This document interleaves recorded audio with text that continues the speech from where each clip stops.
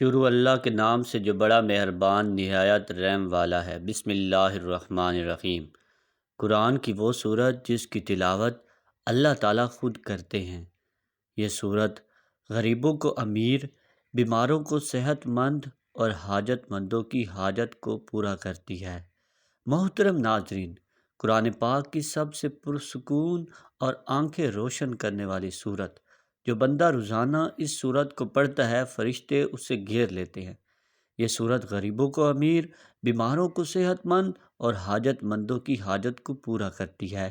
ناظرین، قرآن پاک کی بہت ہی پیاری سورت جس کی تلاوت اللہ تعالیٰ خود فرماتے ہیں، جو بندہ روزانہ کسی بھی پریشانی کے لیے پڑھتا ہے، چاہے وہ بیماری ہو، رزق کی پریشانی ہو یا کاروبار کی پریشانی، حتیٰ کہ جس مقصد کے لیے پڑھتا ہے وہ مقصد انشاءاللہ پورا کیا جاتا ہے۔ دنیا اور آخرت کی سختیوں سے اسے نجات ملتی ہے۔ یہ سورت آپ کو اللہ کے بے حد قریب کر دیتی ہے۔ جس طرح کہ آج کل مشکل حالات ہیں، ہر بندہ پریشان ہے، تو جو بندہ اس پریشانی سے بچ کر اپنی زندگی میں کامیاب ہونا چاہتا ہے تو اس سورت کو روزانہ ایک مرتبہ لازمی پڑھے۔ یہ سورت غریبوں کو امیر، بیماروں کو صحت مند اور حاجت مندوں کی حاجت کو پورا کرتی ہے۔ اگر کوئی صبح پڑھے گا تو فرشتے دن بھر اس کی حفاظت کریں گے، اور اگر کوئی رات کو پڑھے گا تو فرشتے ساری رات اس کی حفاظت کریں گے۔ یہ خاندان کے اندرونی عمل کو برقرار رکھنے اور کسی بھی قسم کی تنازعات کو دور رکھنے میں بھی مدد کرتی ہے۔ یہ قرآن پاک کی وہ سورت ہے کہ جس کی تلاوت اللہ تعالیٰ جنت میں خود فرمائیں گے۔ جو شخص اس کی تلاوت کرتا ہے تو اللہ تعالیٰ اس سے بے حد خوش ہوتے ہیں اور اسے وہ سب کچھ عنایت کرتے ہیں جس کی وہ خواہش رکھتا ہے۔ یہ بہت آسان سا عمل ہے، معجزات کو دیکھنے والا عمل ہے۔ یہی خاص عمل ہے جو دولت کو فوری طور پر غیبی طریقے سے آپ کے پاس لانے والا عمل ہے۔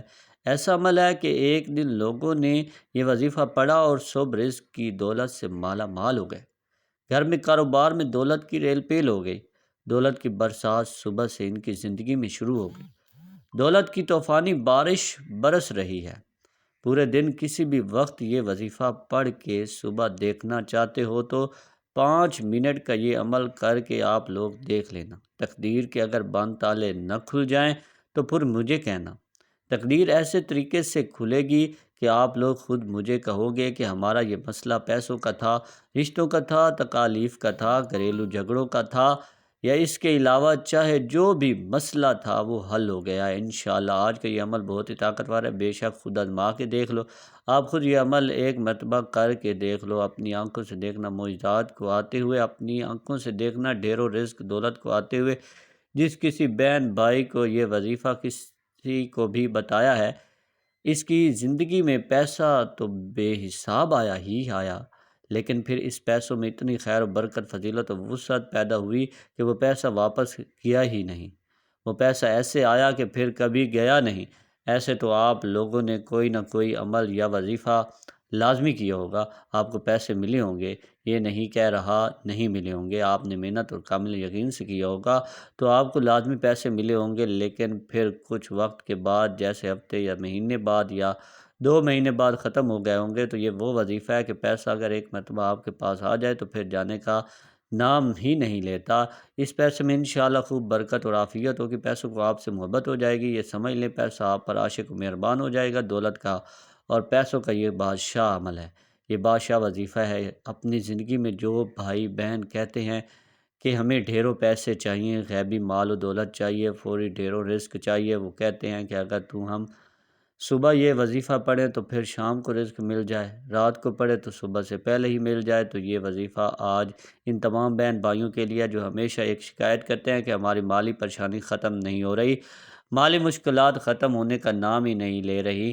شوہر ہے وہ دیہاڑی لگاتا ہے، دیہاڑی بھی کبھی لگتی ہے تو کبھی نہیں لگتی، اگر جس دن لگ جائے تو 4 پیسے آتے ہیں، اور اتنے ہوتے ہیں کہ ایک وقت کا کھانا ہے تو دوسرے وقت بھوکے سو جاتے ہیں۔ تنگ دستی ہے، فاقے ہیں، غربت ہے، لاچاری ہے۔ جو ویڈیوز دیکھتے ہیں اتنی پریشانیوں میں ہیں، آپ سب لوگ میرے ساتھ سچے دل سے آمین ضرور کہیے گا۔ آپ لوگوں کے لیے دعا مانگ رہا ہوں، آپ لوگوں کی تنگ دستیوں اور مشکلات کے لیے، کیونکہ یہ آمین کئی لوگ ایک ساتھ جب آمین کہتے ہیں، نہ میرے بھائیوں تو کسی ایک کے سچے دل سے نکلی ہوئی آمین میں بھی آپ کا کام ہو جاتا ہے۔ تو سب مل کر آمین ضرور کہیے گا۔ میں ایک چھوٹی سی دعا کروں گا۔ تمام لوگوں کے لیے خاص طور پر جو ویڈیو دیکھ رہے ہیں، اے اللہ، اے میرے پیارے اللہ پاک، جو بھائی بہن تنگ دست ہیں اور غریبی مفلسی میں جی رہے ہیں، ان کے پاس پیسے کی کمی ہے، رزق کی کمی ہے، مال و دولت کی کمی ہے، اولاد کی کمی ہے، یا اولاد تو ہے لیکن وہ نافرمان ہے، فرما بردار نہیں ہے، میرے مولا غیب سے ان کو ڈھیر و رزق عطا کر دے، ان کو دولت عطا کر دے، ان کے پاس اتنا پیسہ آ جائے کہ جو میرے بھائی بہن اس ویڈیو کو دیکھ رہے ہیں، دولت اتنی آ جائے کہ وہ خود محلے بھر میں غریبوں اور مستحق لوگوں میں بانٹ بانٹ کر تھک جائیں اور پھر بھی سمجھ نہ آئے کہ مزید مستحق افراد کہاں سے دیکھیں، لیکن دولت پھر بھی ختم نہ ہو۔ اے میرے اللہ، جو میرے بھائی بہن پریشان ہیں، اے میرے مولا پاک، تو ان کی بھی مدد کر دے، تمام دنیا کے مسلمانوں کی مدد کر دے، آمین۔ اے اللہ پاک، ہم نے جو کچھ بھی مانگا ہے وہ سب کچھ ہمیں اپنے فضل و کرم سے عطا کر دے، اور جو نہیں بھی مانگ سکے وہ بھی ہمیں عطا کر دے، آمین۔ میرے بھائیوں، آمین لازمی کہیے گا، جو آپ کو ابھی بتانے لگا ہوں۔ ناظرین، یہ وظیفہ آپ نے اللہ تعالیٰ پر پورا یقین اور اپنے اللہ سے امید رکھتے ہوئے کرنا ہے، کسی بھی صورت آپ کو مایوس نہیں ہونا، کیونکہ اچھے اور برے حالات ہمیشہ کے لیے نہیں ہوتے، اس لیے آپ نے نا امید کا شکار نہیں ہونا، کیونکہ زندگی بھی عجیب ہے، کبھی کبھی یہ اتنی خوبصورت لگتی ہے کہ جی چاہتا ہے کہ ہمارا ناطہ ہمیشہ کے لیے زندگی سے جڑا رہے، کبھی بھی یہ ناطہ نہ ٹوٹے، اور کبھی جب زندگی ہماری امیدیں اور توقعات پوری کرنے میں ناکام رہتی ہے تو دل کرتا ہے کہ یہ زندگی جلد ختم ہو جائے، مگر یہ حقیقت ہے کہ دکھ اور درد میں وقت طویل سے طویل تر ہوتا جاتا ہے، اسی طویل سفر سے انسان ہار کر مایوسی کا شکار ہو جاتا ہے، انسان خود بھی سمجھ نہیں پاتا کہ آخر اس ساری صورتحال سے کیسے نپٹنا چاہیے۔ انسان کی فطرت ایسی ہے کہ اسے زندگی میں سب کچھ اپنے مطابق چاہیے، سب اس کی مرضی اور منشا کے مطابق نہیں ہوتا تو وہ نا امید اور مایوس ہو جاتا ہے، ساتھ ہی اسے احساس ستاتا ہے کہ اب اسے مزید نہیں جینا۔ انسان بنیادی طور پر جلد باز واقع ہوا ہے، اسے اگر کچھ حاصل کرنا ہو تو وہ اس کے لیے تگ و دو کرتا ہے، دعائیں مانگتا ہے، محنت کرتا ہے، مگر جب اس کی منشا کے مطابق اس کو پھل نہیں ملتا تو وہ تھک جاتا ہے، اور اسی تھکن میں وہ مایوسی کے اندھیرے میں اپنا وجود، اپنی امید اور اپنا یقین کھو بیٹھتا ہے، اسے زندگی بھر بے رنگ لگتی ہے، دوسرے الفاظ میں اس کی زندگی میں دلچسپی ختم ہو جاتی ہے، مگر یاد رکھیے کہ کچھ بھی ہمیشہ کے لیے نہیں ہوتا، وقت کی ایک خوبصورتی ہے کہ یہ کبھی بھی ایک جیسا نہیں رہتا، مشکل ہو تو آسانی بھی مل جاتی ہے، حالات چاہے جتنے بھی کٹھن ہو، مشکلات کے بادل جتنے بھی کالے ہو کیوں نہ ہو، آسانی کی صبح کا سورج ضرور طلوع ہوتا ہے، نہ دکھ ستاتا رہتا ہے اور نہ سکھ ہمیشہ رہتا ہے، ایسے ہی ناکامی اور کامیابی بھی ہمیشہ کے لیے نہیں ہے، اس لیے سب سے اہم بات یہ ہے کہ انسان کو کبھی بھی مایوس نہیں ہونا چاہیے، بلکہ مشکلات کے آنے پر مایوسی کے اندھیروں میں بھی امید اور یقین کا چراغ جلاتے رہنا چاہیے، کیونکہ اگر انسان مایوسی کے اندھیرے میں امید کا چراغ جلاتا ہے تو اس کی روشنی انسان کے وجود کو منور کر دیتی ہے، اس روشنی سے انسان باطنی اور ظاہری طریقے سے مزید مضبوط ہو جاتا ہے، وہ سمجھ جاتا ہے کہ یہ ناکامی اور مشکل وقت جو ہے یہ عارضی ہے، وہ اس حقیقت سے آشنا ہو جاتا ہے کہ یہ زوال، یہ مشکلات سب انسان کی ہمت کو جانچنے کے لیے قدرت نے پیمانے بنائے ہیں، کیونکہ یہ بھی حقیقت ہے کہ انسان اپنی فتح اور کامیابی سے اتنا مضبوط نہیں ہوتا جتنا وہ اپنے زوال اور ناکامی سے مضبوط ہوتا ہے، حقیقت میں مشکل اور نامساعد حالات میں انسان کو اپنی خود کی پہچان ہوتی ہے، اور اسی عمل میں اسے اپنے وجود کا ادراک ہوتا ہے، انسان اپنی چھپی ہوئی خوبیوں کو جانچنے کے لیے مزید مضبوط ہوتا جاتا ہے، اسے اپنے سے وابستہ رشتوں کی پہچان بھی ہوتی جاتی ہے، وہ آسانی سے جان لیتا ہے کہ کون اس کے ساتھ مخلص ہے، کون نہیں۔ انسان کے لیے مشکل وقت گزارنا بہت مشکل ہوتا ہے، اور اس وقت کو مزید مشکل انسان کے اپنے منفی خیالات بناتے ہیں، انسان حقیقت میں اپنے خیالات کے ذریعے ہی یرغمال بن جاتا ہے، اور وہ سمجھتا ہے کہ وہ زندگی کی دوڑ سے باہر ہو گیا ہے، اس کے دیگر ساتھی بہت آگے نکل چکے ہیں اور وہ سب سے پیچھے اور سب کچھ ہار گیا ہے۔ منفی خیالات صورتحال کو مزید پیچیدہ کر دیتے ہیں اور انسان کی سوچ کو مزید الجھا دیتے ہیں، اس لیے اگر مشکل خیالات آ جائیں، یعنی حالات آ جائیں، تو سب سے پہلے اپنے خیالات کو مثبت رکھیں، یہی کوشش کرنی چاہیے کہ جو کچھ زندگی میں بہتر حاصل کیا اس کو یاد رکھا جائے، تاکہ یہ محسوس کیا جا سکے کہ زندگی آپ پر کتنی مہربان رہی ہے، اور اسی سوچ سے امید پیدا ہوگی کہ اس بار بھی زندگی مہربانی ہی کرے گی، ساتھ میں یہ سوچ بھی مجبور رکھنی چاہیے کہ ہر طوفان آپ کی زندگی کو تباہ کرنے کے لیے نہیں آتا۔ کچھ طوفان آپ کے راستے صاف کرنے کے لیے بھی آتے ہیں۔ امید کے ساتھ یقین بھی ہونا ضروری ہے۔ جب رب نے اس دنیا میں بھیجا ہے وہ کبھی بھی ہم سے غافل نہیں ہوتا۔ رب نے قرآن میں بھی انسان سے کچھ وعدے کیے اور بے شک اس کے سب وعدے سچے ہیں۔ قرآن پاک میں ہے کہ ہر مشکل کے بعد آسانی ہے۔ پھر فرمایا کہ انسان کی ہمت سے زیادہ اس پر بوجھ نہیں ڈالا جاتا۔ اس لیے انسان جب امید اور یقین کا دامن تھام لیتا ہے تو یہ احساس اس کے وجود میں گھر کر جاتا ہے کہ امید اور یقین ہی وہ واحد سہارے ہیں جن کے ذریعے وہ اپنے مشکل اور ناپسندیدہ حالات سے نبرد آزما ہو جاتا ہے۔ حقیقت میں امید اور یقین کا چراغ بہت ہی خوبصورت اور قیمتی چیز ہے۔ یقین جانے یہ چراغ ایسا ہے کہ جو کسی بھی مردہ وجود اور بے جان خواہشات کے اندر ایک نئی روح پھونک جاتا ہے۔ اس چراغ کی روشنی اتنی خوبصورت اور معطر ہے کہ انسان اس کی خوشبو سے خود کو پر نور محسوس کرتا ہے، کیونکہ اس کی روشنی اپنے اندر ایک خاص جادوئی طاقت رکھتی ہے، اور اسی جادوئی طاقت کے ذریعے انسان کی سب مایوسی اور پریشانی ختم ہو جاتی ہے۔ اس لیے مشکل حالات کو اپنے رویے سے مشکل ترین نہ بنائیں، بلکہ امید اور یقین کو تھام کر رکھیں گے تو ہر مشکل سفر بآسانی کر سکیں گے۔ کیونکہ قرآن پاک میں ارشاد ہوا ہے، ترجمہ: تم فرماؤ اے میرے وہ بندوں جنہوں نے اپنی جانوں پر زیادتی کی، اللہ کی رحمت سے نا امید نہ ہو، بے شک اللہ سب گناہ بخش دیتا ہے، بے شک وہی بخشنے والا مہربان ہے۔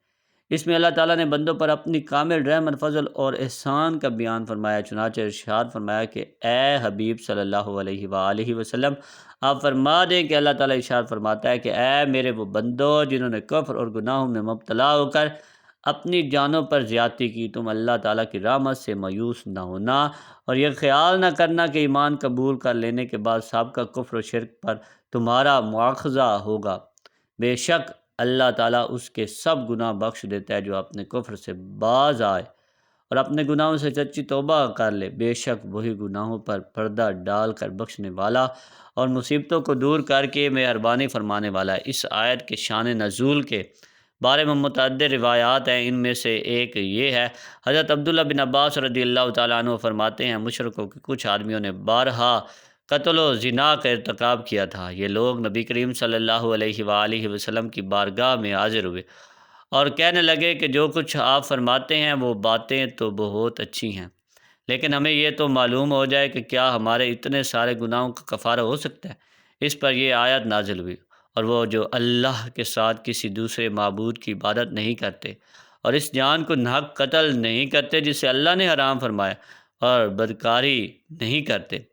اور یہ آیت نازل ہوئی، ترجمہ کنز العرفان: تم فرماؤ اے میرے وہ بندو جنہوں نے اپنی جانوں پر زیادتی کی، اللہ کی رحمت سے مایوس نہ ہونا، اس لیے کہ ہمیں اللہ تعالیٰ کی رحمت اور مغفرت سے مایوس نہیں ہونا چاہیے۔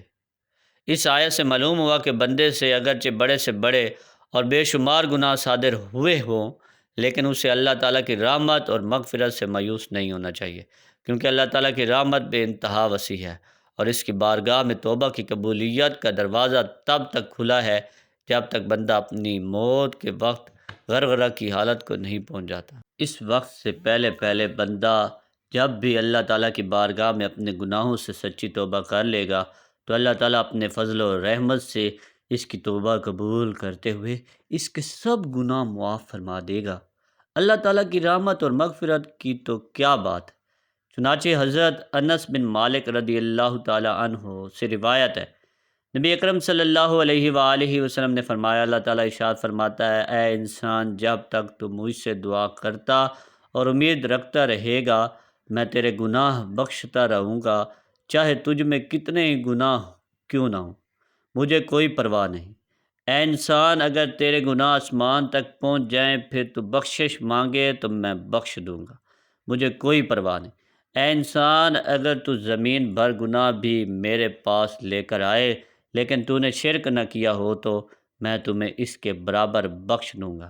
اس آیت کا مفہوم مزید وضاحت سے سمجھنے کے لیے امام غزالی رحمۃ اللہ علیہ کا یہ کلام ملاحظہ فرمائیں، جو شخص سر تا پا گناہوں میں ڈوبا ہوا ہو، جب اس کے دل میں توبہ کا خیال پیدا ہو تو شیطان اس سے کہتا ہے کہ تمہاری توبہ کیسے قبول ہو سکتی ہے، وہ یہ کہہ کر اسے اللہ تعالیٰ کی رحمت سے مایوس کر دیتا ہے۔ تو اس صورت میں ضروری ہے کہ مایوسی کو دور کر کے امید رکھے اور اس بات کو یاد کرے کہ اللہ تعالیٰ تمام گناہوں کو بخشنے والا ہے، اور بے شک اللہ تعالیٰ کریم ہے جو بندوں کی توبہ قبول کرتا ہے۔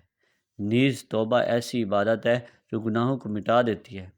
انشاءاللہ وہ آپ کے حالات ضرور بدلے گا اور آپ کی تمام مصیبتیں اور پریشانیاں دور کر دے گا، کیونکہ اللہ تعالیٰ کی رحمت بے مثال ہے۔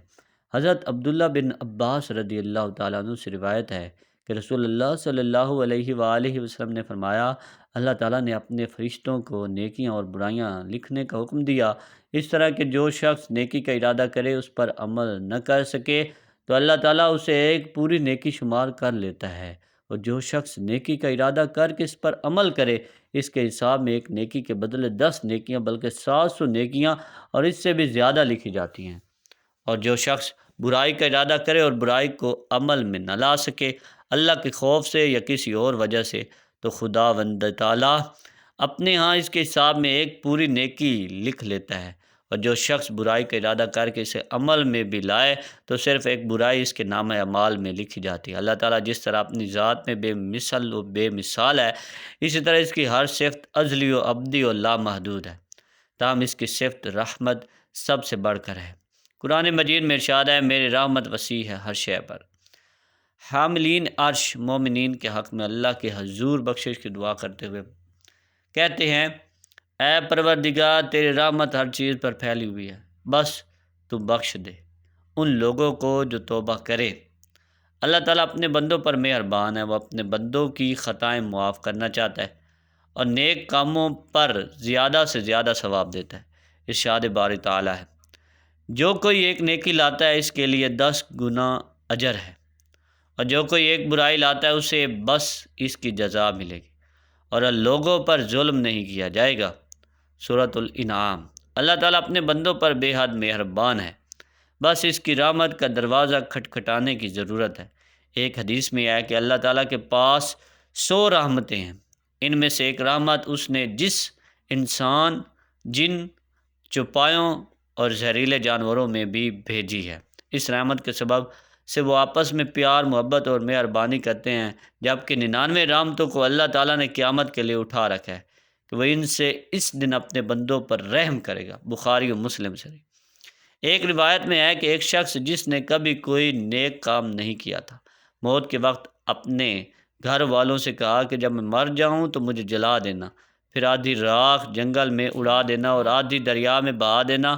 خدا کی قسم اگر اللہ نے مجھ پر قابو پا لیا تو وہ مجھے ایسا عذاب دے گا جیسا دنیا میں پہلے کسی کو نہ دیا ہوگا۔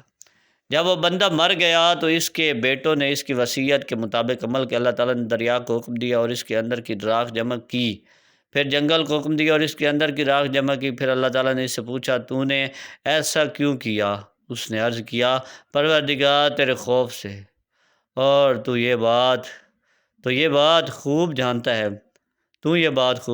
اس پر اللہ تعالیٰ نے اسے بخش دیا، اگرچہ اس شخص کی وصیت غلط تھی، مگر اللہ تعالیٰ نے اس خوف کی وجہ سے اسے بخش دیا جو اسے قیامت کے دن اللہ کے سامنے کھڑے ہونے سے تھا۔ بس اللہ تعالیٰ سے خوف کھانا اللہ کی رحمت کو متوجہ کرتا ہے۔ تو ناظرین، آپ نے بھی اپنے رب پر توکل کرتے ہوئے عمل کرنا ہے۔ آج ایک ایسا عمل کرنا ہے، ایسا وظیفہ کرنا ہے جس سے گھر کے اندر رزق کی فراوانی ہوگی، اتنا رزق ملے گا نصیب بدل جائے گا، اور یہ ازمودہ وظیفہ آج بتا رہا۔ ناظرین، اگر اللہ کے نام پر صدقہ کر دیا جائے اچھی اور پیاری چیز کا، تو کیا یہ ممکن ہے کہ پھر اللہ کی مدد نہ آئے؟ ممکن ہی نہیں۔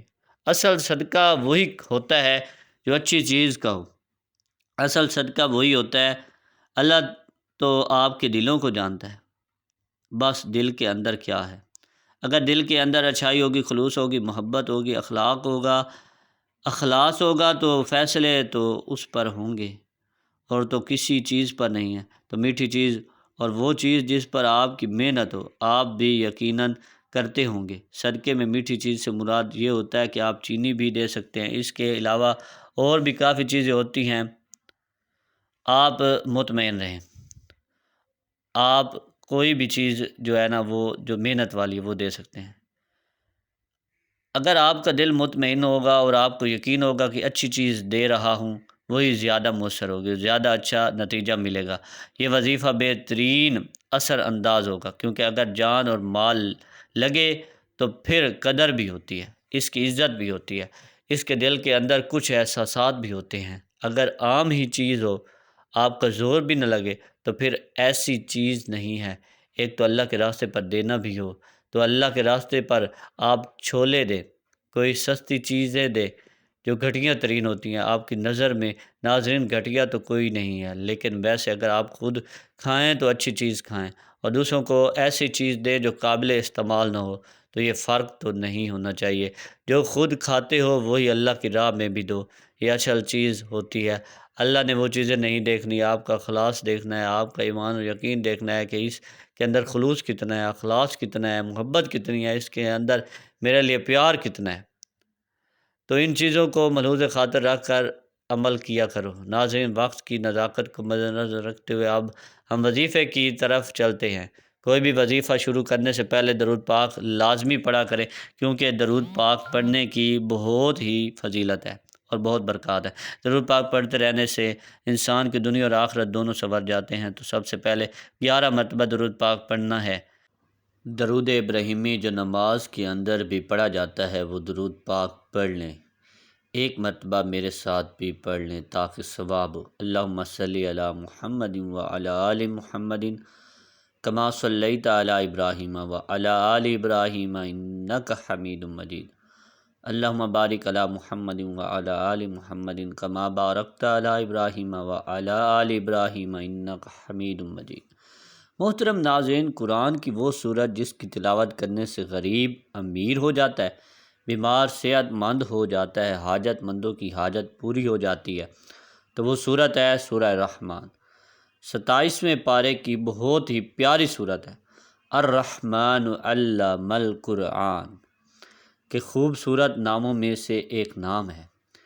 الرحمن اللہ کے خوبصورت ناموں میں سے ایک نام ہے، جس کا مطلب ہے رحم کرنے والا۔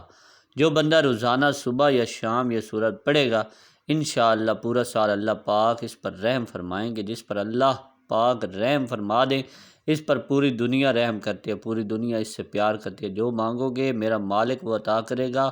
تو آپ سب بھی سورہ رحمان صبح شام تلاوت لازمی کیا کرے۔ جو پڑھ نہیں سکتا وہ صرف سن لیا کرے، انشاءاللہ سن کر بھی بہت سکون ملتا ہے۔ تو یہ عمل آپ نے کرنا ہے، دیکھنا کیسے اللہ تعالیٰ آپ کے نصیبوں کو کھول دے گا، آپ کے رزق کے بند دروازوں کو کھول دے گا۔ آپ کو اللہ پاک وہاں سے رزق عطا کرے گا جہاں سے آپ تصور بھی نہیں کر سکتے۔ قرآن کا فیصلہ ہے، اللہ پاک پھر جب رزق دینے پر آتا ہے، نہ تو وہاں سے رزق ملتا ہے جہاں آپ گمان بھی نہیں کر سکتے، یہ قرآن کہتا ہے۔ تو اس لیے اللہ ایک طاقت کا نام ہے، پوری کائنات کا خالق و مالک اور رازق ہے۔ اللہ وہ ہے جس نے ہم سب کو بنایا، یہ طاقت ہے میرے اللہ کی کہ آدم علیہ السلام سے لے کر کتنی کائنات کو بنایا۔ 18,000 مخلوقات ہیں اس کائنات میں، اور ساری مخلوقات میں سے سب سے افضل، سب سے اعلیٰ انسان ہے۔ شان رتبے کے لحاظ سے، عزت کے لحاظ سے اس کی قدر و قیمت ہے، اور اللہ کو سب سے زیادہ پیار اپنے اس بندے سے ہے۔ تو آپ کو بھی پیار ہونا چاہیے، آپ کو بھی محبت ہونی چاہیے، آپ کو بھی اپنے اللہ سے عشق ہونا چاہیے۔ دنیا میں ایک دوسرے سے لوگ کرتے ہیں، یہ جھوٹا ہے، اصل وہ ہے جس سے منزل ملتی ہے۔ اللہ رب العزت ہم سب کو عمل کی توفیق عطا فرمائے، آمین۔ ناظرین، گزارش ہے کہ اللہ تعالیٰ کے 99 ناموں میں سے کوئی ایک نام کمنٹ میں لکھ کر ضرور شیئر کریں۔ اللہ ہم سب کا حامی ناصر ہو، آمین۔ آپ سے گزارش ہے کہ چینل کو لائک، سبسکرائب، ویڈیو کو لائک، چینل کو سبسکرائب ضرور کریں۔